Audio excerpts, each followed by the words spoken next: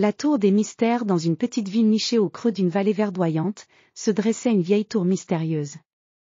Cette tour, appelée « la tour des mystères », avait été construite il y a plusieurs siècles par un inventeur célèbre, M. Léonard, connu pour ses inventions incroyables et ses explorations fascinantes. La tour était haute, en pierre, et se distinguait de loin grâce à ses fenêtres en forme d'étoile et ses balcons en fer forgé. Les villageois racontaient que M. Léonard avait construit la tour pour des raisons secrètes, et personne ne savait vraiment ce qui se cachait à l'intérieur. Certains disaient que la tour abritait des trésors cachés, tandis que d'autres croyaient qu'elle était utilisée pour des expériences scientifiques extraordinaires. Les histoires variaient, mais une chose était certaine, la tour avait toujours été un lieu de mystère et d'émerveillement. Un jour, un jeune aventurier nommé Édouard décida de percer le mystère de la tour des mystères.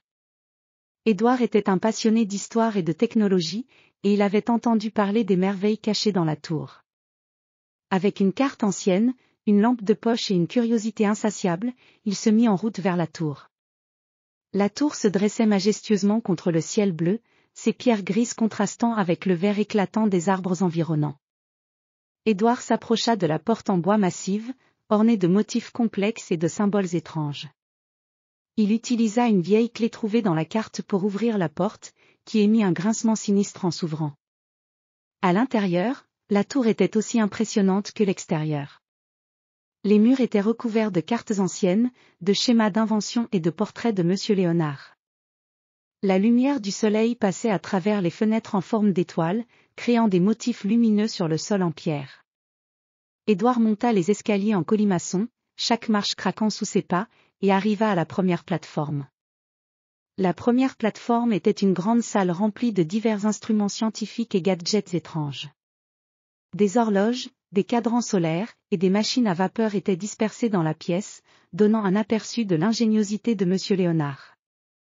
Édouard examina les instruments avec émerveillement, notant les détails fascinants et les mécanismes compliqués. En continuant son ascension, Édouard atteignit la deuxième plateforme. Celle-ci était décorée de murs recouverts de miroirs, créant des illusions d'optique captivantes. Au centre de la pièce se trouvait un grand télescope en cuivre, pointé vers le ciel. Édouard décida de l'utiliser pour observer les étoiles. Alors qu'il regardait à travers le télescope, il découvrit des constellations et des étoiles lointaines qu'il n'avait jamais vues auparavant. Enfin, Édouard arriva au sommet de la tour, où se trouvait une pièce étonnante. Le plafond était en verre transparent, permettant une vue imprenable sur le ciel nocturne. Des étoiles scintillantes semblaient à portée de main, et la vue était à couper le souffle. Au centre de la pièce se trouvait un grand livre ancien, ouvert sur un pupitre en bois sculpté. Édouard s'approcha du livre et commença à le lire. Il découvrit que M. Léonard avait utilisé la tour non seulement comme un laboratoire, mais aussi comme un observatoire pour explorer les mystères de l'univers. Le livre contenait des notes sur des découvertes astron.